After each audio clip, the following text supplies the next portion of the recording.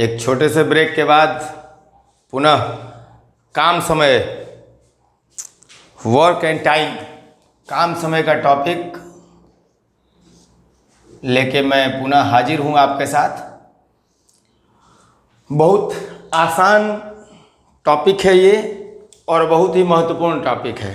लगभग हर प्रतियोगी परीक्षा में एक दो प्रश्न इससे आते ही आते हैं और जो एक बार समझ जाता है उसको बड़ी आसानी होती है इन सवालों को करने में, और जो नहीं समझ पाता है वो इसको करने में अपने आप को अक्षम पाता है। इसमें कहीं कोई फार्मूला नहीं है, बस कॉमन सेंस अप्लाई करना है। कॉमन सेंस मैथ्स को समझने के लिए सबसे इम्पॉर्टेंट चीज़ है कि उसको विजुअलाइज करना। अगर खाली आप उसको जो लिखे हुए फैक्ट्स हैं और लेटर्स हैं उस तरीके से देखेंगे तो आपको समझ में आएगा नहीं कभी भी। लेकिन उसको आप जब सोचेंगे और सोच के विजुअलाइज करेंगे कि ये कैसे हो रहा है, जैसे कि मान लीजिए काम समय में कैसा सवाल आता है, एक आदमी एक काम को 10 दिन में करता है, दूसरा का आदमी जो है वो 15 दिन में करता है। दोनों मिल के करेंगे तो कितने देर में करेंगे, कितने दिन में करेंगे। छोटा सा सवाल आपसे, x दिन में एक करता है, y दिन में एक करता है, तो दोनों मिलेंगे तो कॉमन सेंस मत लगा दीजिएगा कि x प्लस वाई दिन में। आपको भी लग रहा हो ना x प्लस वाई दिन में। अगर भैया एक आदमी 10 दिन में एक गड्ढा खोद देता है, उसी गड्ढे को खोदने में दूसरका को 15 दिन लग रहा है, और दोनों मिल के खोदेंगे तो 10 और 15 25 दिन हो जाएगा कि कम घटेगा ना, कम समय लगेगा। अब ये कहाँ से लाया जाता है, तो इसके लिए बस एक ही चीज़ हमें जानना होता है कि अगर एक आदमी 10 दिन में करता है तो एक दिन में कितना करेगा। एक दिन में उसका काम होगा 1/10 हिस्सा। यानी अगर उस काम का, उस गड्ढे का अगर मान लीजिए 10 फुट, खाली लंबाई ले लेते हैं, 10 फुट लंबा और फिक्स्ड चौड़ाई और फिक्स्ड गहराई वाला गड्ढा उसको खोदना है, रोज 1 फुट खोद रहा है, एक दिन में 1 फुट, दूसर का दिन 2 फुट, 3 फुट, 4 फुट, ऐसे करते करते 10 दिन में कंप्लीट कर लेगा 10 फुट। और दूसर का वही गड्ढवा को खोद रहा है 15 दिन में, यानी मोटा मोटी कुछ 1 फीट से कम हिस्सा वो खोद रहा है। उधर से पूरब से ये महाशय खोदना शुरू किए, पश्चिम से वो खोदना शुरू किए। 1 फुट ये खोदे, उसी दिन 1.25 फुट यानी 0.75 0.6 फुट 0.67 फुट के आसपास उसने खोदा। तो लगभग एक के दिन में दोनों का काम अगर मिला देंगे तो 1.67 के आसपास आ जाएगा डियर। 1.67 फुट गड्ढा पहले दिन खुद गया, दूसरा का दिन दोनों फिर खोदेंगे, दोनों दिशा से, पूरब से पश्चिम से, फिर उतना ही खोदेंगे। ये करते करते आप देखिएगा कि 6 दिन में ये दोनों गड्ढा कंप्लीट कर लेंगे। कहाँ से आया 6 दिन, और कैसे मुझे याद है, बस ये प्रैक्टिस है, अभ्यास है। अभ्यास करते करते धीरे धीरे आपको चीज़ें समझ में आने लगती हैं। 10 दिन और 15 दिन पहली बार में समझ में एकदम क्लियर नहीं आ जाएगा कि 10 और 15 का हमेशा 6 कहाँ से आता है, लेकिन बाद में जब आप प्रैक्टिस करना शुरू कर देंगे तो बड़ा आसान है समझने में ये।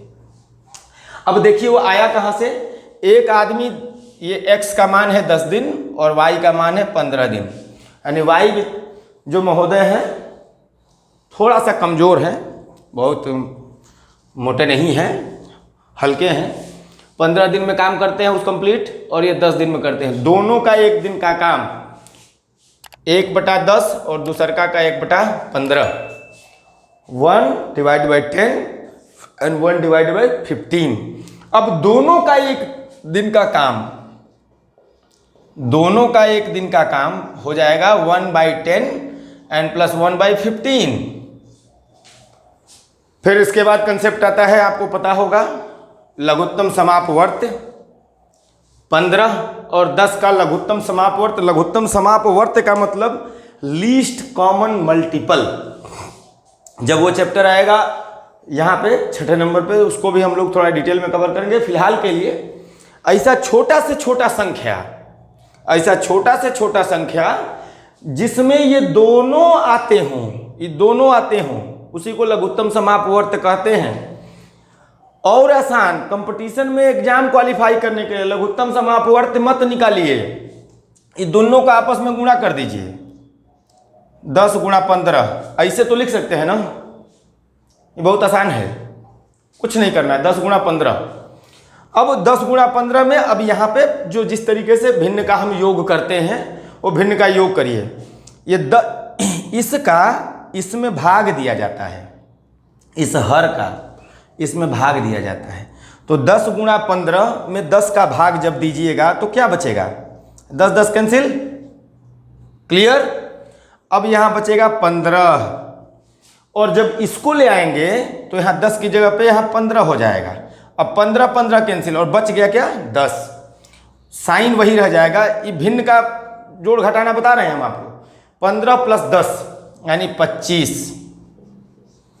अब बटा में अब 10 गुणा 15 को करना चाहे कर दीजिए, नहीं करना चाहे मत करिए, आपकी है मर्जी। ये 25 को और थोड़ा सिंपल करिए, 5 गुणा 5 लिख सकते हैं। सरलीकरण पूरा एकदम गुणनफल पे मत जाइए, सिंपल सिंपल उसका फैक्टर करके छोड़ दीजिए, ताकि बाद में कटाने में बड़ा आसान रहेगा। अब देखिए 5 दूनी के 10, अब 5 तिहाई 15, इधर का बच गया। अभी 5 5 कैंसिल हो गया तो खाली 1 बचा, 0 नहीं बचेगा। और नीचे क्या बच गया? 2 तिहाई 6, यानी दोनों मिलके अगर काम करते हैं तो एक दिन में 1/6 कर रहा है। अब बताइए, अब यहाँ से आगे आपको बताने की ज़रूरत है? मुझे तो नहीं लग रहा है। एक दिन में अगर 1/6 तो 6 दिन में काम समाप्त। यानी कि ये बस जो हर है, ये हर अगर ऊपर 1 है, ठीक है। अब यहीं से सवाल इसमें और अलग अलग प्रकार के आते हैं। एक सवाल मैं मॉडल पेपर में देख रहा था कहीं पे कि अगर 36 लोग किसी काम को 18 दिन में कर रहे हैं, 36 लोग 18 दिन में कर रहे हैं, अगर 27 लोग हो जाए तो कितने दिन में करेंगे?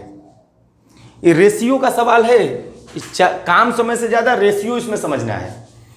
36 गो लोग हैं 18 दिन में, ऐसे देखने में बड़ा दिक्कत जैसा समझ में आ रहा है। जब आदमी घटेगा तो टाइम काम को कंप्लीट करने में क्या होगा? टाइम बढ़ेगा। यानी 36 लोग अब किस रेशियो में घटे हैं ये देखिए। 9 चौके 9 4 जा 36 और 9 3 जा, यानी 4:3 के रेशियो में यहां से लोग घट गए। उसी रेशियो में 3:4 के रेशियो में डेज बढ़ जाएंगे। ये ट्रिक है। ट्रिक कुछ नहीं है, ये सिंपल। जब उसको हल करेंगे तब भी हम ऐसे ही हल करेंगे। 27 लोग अगर करने होंगे तो ये अगर ये 3 के बराबर है 18, तो इसका मतलब 6 गुणा 3 है। ये यहाँ पे 4 गुणा 6 कर दीजिए या 6 गुणा 4 कर दीजिए, बराबर 24 दिन।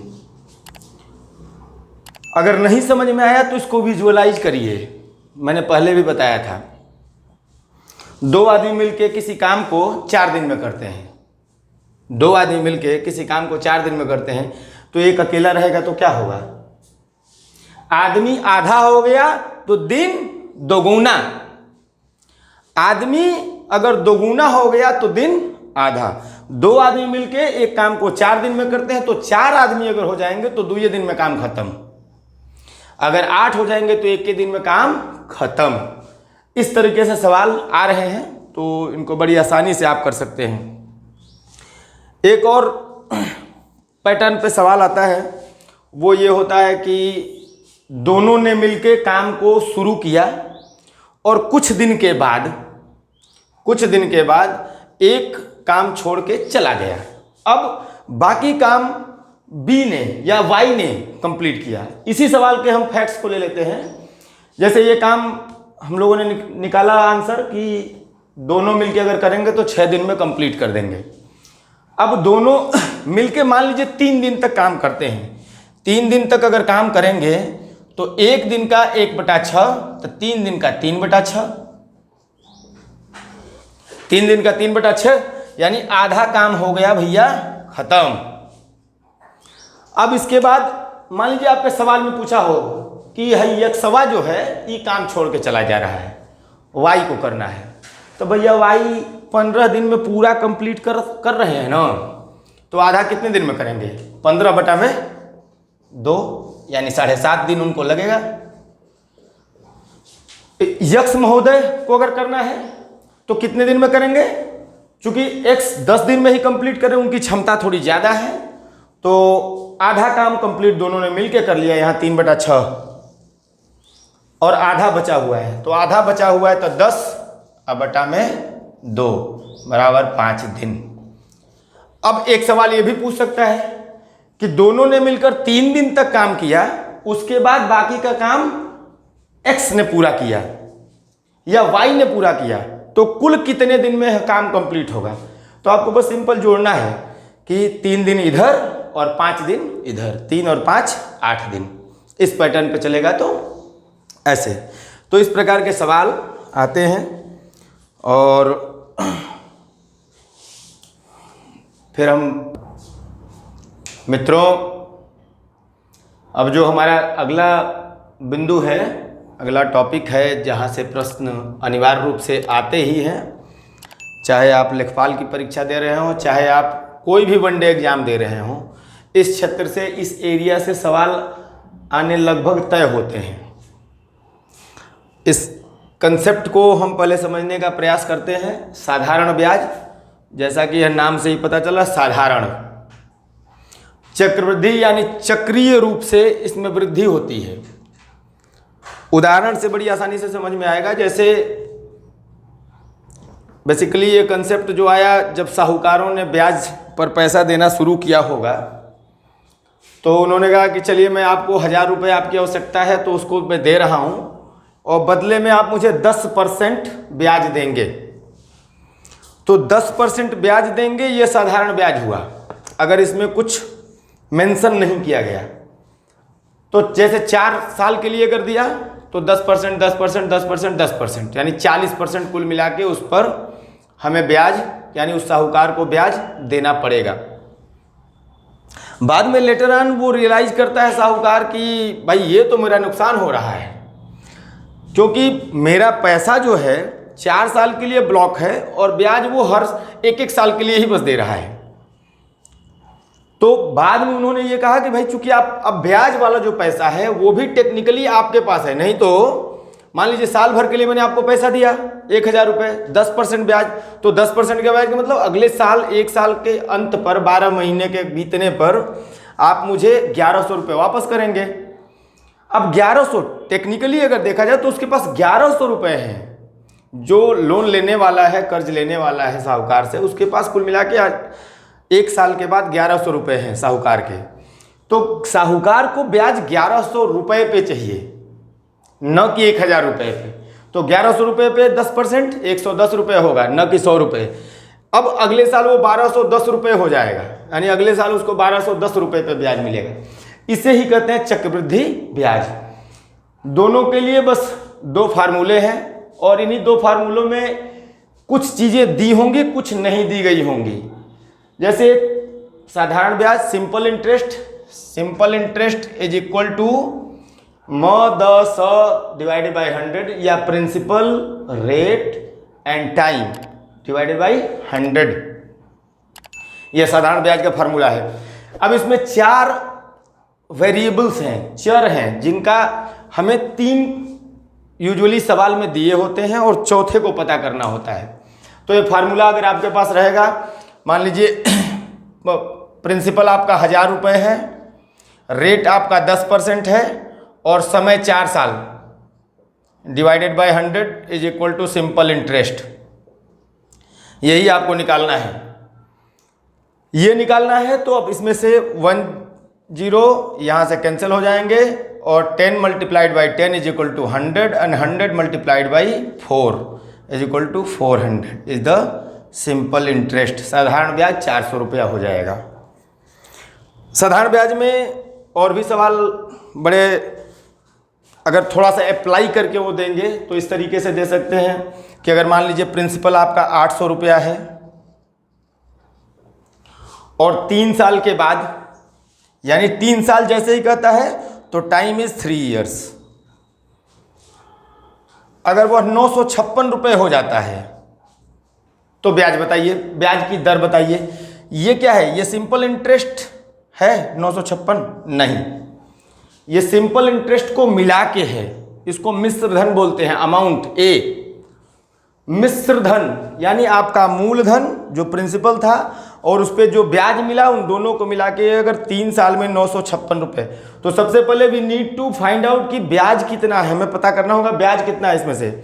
956 में से 800 यानी 156 रुपया जो हमारा है वो ब्याज है।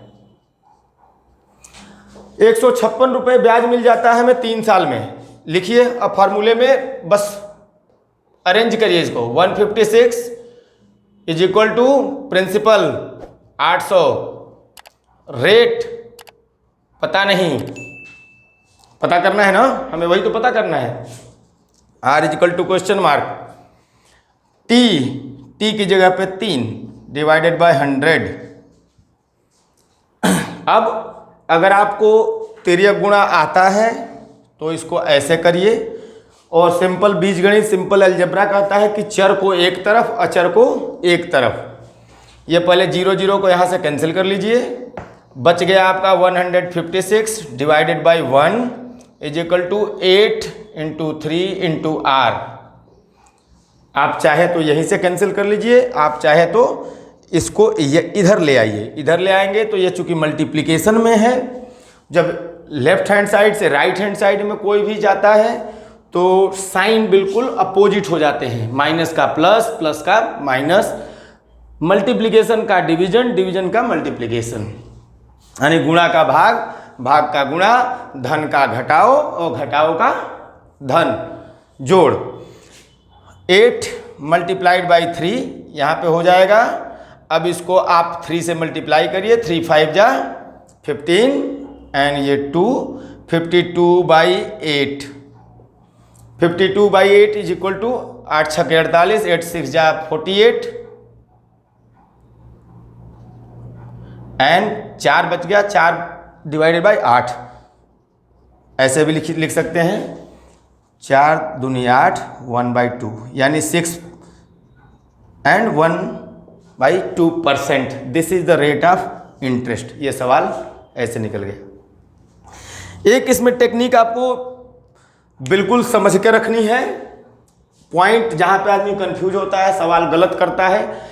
कई बार प्रश्नों में अगर थोड़ा सा उसको टफ करना है, थोड़ा सा डिफिकल्ट करना है, तो ब्याज की दर को छमाही कर देते हैं। चक्रवृद्धि ब्याज वाले में ज़्यादा इस तरह का अप्लाई होता है, लेकिन जब कठिन सवाल पूछे जाते हैं तब ये सब होता है। फिलहाल हमारा टारगेट ये है कि हम कहीं से भी उन साधारण और सिंपल प्रश्नों को बिल्कुल भी न छोड़ें। मैथ्स में जैसा कि हमने पहले के अपने वीडियो में भी चर्चा किया, मैथ्स में आपका टारगेट होना चाहिए 90 to 95%, इवन 100% का भी आप टारगेट रख सकते हैं। चक्रवृद्धि ब्याज पे आते हैं। ये पहले वाले फैक्ट्स को ही लेते हैं कि 1000 रुपये मूलधन है, 4 साल का समय है और 10% की ब्याज दर है, छमाही तिमाही अभी नहीं है। ठीक है, तो कंपाउंड इंटरेस्ट क्या होगा, चक्रवृद्धि ब्याज क्या होगा, प्लेस करते हैं वैल्यूज को। कंपाउंड इंटरेस्ट फार्मूला एक ही है, P into 1 plus R divided by 100 raise power n minus P। P is the principal, मूलधन। ये मूलधन है, ये रेट ऑफ इंटरेस्ट है, ये n का मतलब यहाँ पे टाइम, कितने time.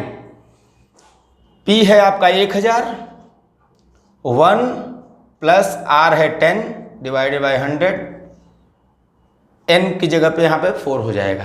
It could be 2, it could be 3, ये 3 हो सकता है, 5 हो सकता है, 10 हो सकता है। आप ये मान के चलिए कि आपके प्रश्न पत्रों में 2 या 3 साल से ज़्यादा का चक्रवृद्धि ब्याज नहीं दिया जाता है। फिलहाल हम एक तुलनात्मक रूप से कठिन सवाल लिए हुए हैं और इसको अगर आप हल कर लेते हैं तो आपको बहुत आसानी रहेगी, क्योंकि इससे आसान ही प्रश्न आएंगे, इससे कठिन नहीं आएंगे। 1 प्लस 10/100 यानी ये हो जाएगा, ये 1 इज इक्वल टू 100, 100 और plus 10, 110 divided by 100 and raise power 4 minus P. अब ये यहाँ से एक एक जीरो कैंसिल कर देंगे, 11 डिवाइड बाई 10, ये ऐसे ही आता रहेगा आपका 1000, इसके भीतर 11/10। अब इस n को भीतर ले आते हैं, रेज पावर 4 का मतलब जैसे यहाँ पे ये सामान्य बात है, 3 रेज टू पावर 2, 3 पर 2 घात का मतलब होता है 3 का 2 बार मल्टीप्लिकेशन आपस में। 3 पर पावर 3 का मतलब होता है 3 गुणा 3 गुणा 3, 3 बार।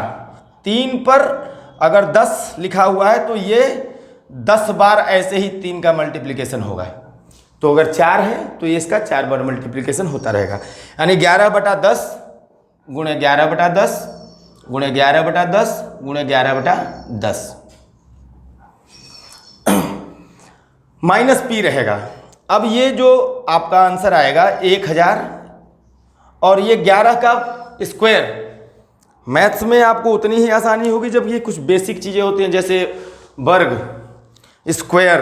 अगर आप 10 तक, 12 तक, 20 तक, 25 तक, जितना संभव है, अगर आप वर्गों को याद करके रखें तो काफ़ी आसानी हो जाती है कैलकुलेशन में। नहीं तो अदरवाइज आप वहाँ पे सिंपल गुणा करना शुरू करेंगे, 11 में 11 का गुणा करेंगे, 11 एकम 11, 11 एकम 11, फिर उसके बाद यहाँ पे कट हो जाएगा, 121 आप लिखेंगे, फिर 121 ऐसे करके मल्टीप्लाई करते रहेंगे। तो ये मल्टीप्लिकेशन आपको यहाँ पे करना पड़ेगा, 121 मल्टीप्लाइड बाई 121, 2 बार 11 11 मिला दिया मैंने, और डिवाइडेड बाई 100 इंटू 100 और minus 1000, that is the P, जो हमने पी लिखा हुआ था। अब 121 में 121 का मल्टीप्लिकेशन आपको करना पड़ेगा। इसके लिए भी कुछ आसान ट्रिक्स होती हैं, जैसे 120 में 120 का मल्टीप्लिकेशन आप कर लीजिए और उसके बाद जो रिमेनिंग पार्ट बचा उसको ऐड कर लीजिए। आगे आने वाले वीडियोज में हम उन पे फोकस करेंगे। फिलहाल हम सिंपल कैलकुलेशन करके इसको लेके चलते हैं। 1 का मल्टीप्लिकेशन जो साधारण मल्टीप्लिकेशन होता है उस तरीके से 121 1 से करेंगे, फिर उसके बाद एक पॉइंट यहाँ पे आप छोड़ देंगे और 2 से मल्टीप्लिकेशन शुरू करेंगे, 2 4 2, फिर यहाँ पे 2 पॉइंट छोड़ देंगे और तीसरे पॉइंट पे फिर एक बार आपको 1 2 1 लिखना है। अब इनको ऐड करेंगे, ये 1 2 2 4 4 2 6 4, ये देखिए 1 4 6 4 1,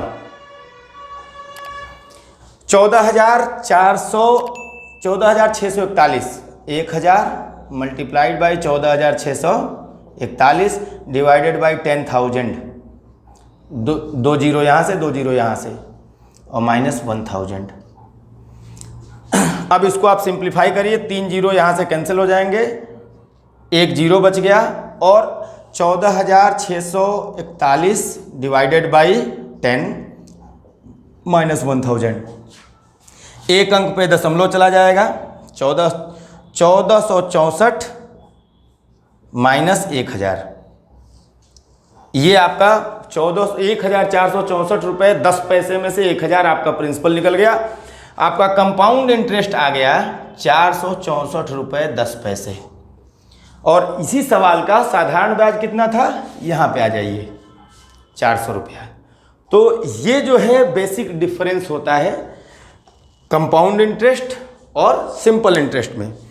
बाकी इससे कई प्रकार के सवाल आते हैं कि एक नगर है, नगर की जनसंख्या 10,000 है, प्रतिवर्ष इसकी जनसंख्या 3% बढ़ जाती है, तो 3 सालों में कितना हो जाएगा। इसमें एक मैं ट्रिक आपको ज़रूर बताऊंगा जो कि काफ़ी आसान रहेगा। उससे आप विकल्प को, ऑप्शन को क्लिक कर सकते हैं। यूजुअली जितना आसान सवाल होता है विकल्प भी उतने आसान ही होते हैं। जैसे मान लीजिए अब 400 रुपये सिंपल इंटरेस्ट है अगर आपका निकल के आया है, अगर कंपाउंड इंटरेस्ट है तो ये ऐसा तो होगा नहीं, कंपाउंड इंटरेस्ट मूलधन से भी ज़्यादा हो जाएगा। जब 40% टोटल 4 साल का ब्याज हुआ तो कंपाउंड इंटरेस्ट ऐसा नहीं है कि 200% हो जाएगा। तो विकल्प कई बार ऐसे होते हैं, एकदम क्लोज विकल्प होते हैं। जैसे इस सवाल का अगर कंपाउंड इंटरेस्ट का विकल्प होता तो विकल्प में आप देखेंगे ए विकल्प होगा 572 रुपये, बी विकल्प होगा 826 रुपये, सी विकल्प होगा 464 रुपये 10 पैसे और डी विकल्प होगा इसमें 520 रुपये। और इनमें से क्लिक करना है आपको। तो इसमें दो संकेत हैं छिपे हुए। एक तो ये है कि इतना डिफिकल्ट वाला जो दिया हुआ है, पूरी संभावना है कि यह ऑप्शन हो सकता है। और दूसरा ये है कि आपको गेस करना है कि यार जब साधारण ब्याज 400 है तो क्या अंतर क्या है, साधारण ब्याज और चक्रवृद्धि ब्याज में अंतर क्या है कि उस ब्याज की राशि पे भी ब्याज देना है। तो ब्याज जब 100 रुपये मिल रहा है तो 100 रुपये पर 10% के हिसाब से कितना ब्याज हो जाएगा। 4 साल में 10 रुपये ही तो 100 रुपये का ब्याज होगा। तो 10 चौके 40, 4 साल का 40 रुपये, यानी जो आंसर होगा वो कहीं ना कहीं क्लोज होगा 440 रुपये के। 440 से ज़्यादा नहीं, 440 से कम नहीं हो सकता और 440 के थोड़ा सा आसपास। तो आपके जो ऑप्शन होंगे आप देखिएगा, चाहे जितने भी मॉडल पेपर अगर आप हल करते हैं तो ये कभी भी एक विकल्प होगा जो आपका सामान्य गेसिंग है उस गेसिंग के आसपास पहुंच रहा हो। तो इस तरीके से भी आप उसको कर सकते हैं और विकल्प से भी आप फिर प्रश्न की ओर उसको बस रीवेरीफाई करने के लिए, कंफर्म करने के लिए कि मेरा जो ऑप्शन मैंने हिट किया है वो ऑप्शन सही है कि नहीं, ऐसे कर सकते हैं। तो फिलहाल इस चक्रवृद्धि और साधारण ब्याज के टॉपिक के साथ मुझे उम्मीद थी कि काफ़ी जल्दी हम लोग इसको कवर करेंगे 11 के 11 पॉइंट, लेकिन ऐसा हो नहीं पा रहा है क्योंकि चीज़ों को बताने में थोड़ा टाइम लग रहा है। तो नेक्स्ट वीडियो में हम लोग हिस्सेदारी और औसत तथा LCM HCF का कंसेप्ट पढ़ेंगे। बने रहिए विवस्वान भाई के साथ। धन्यवाद।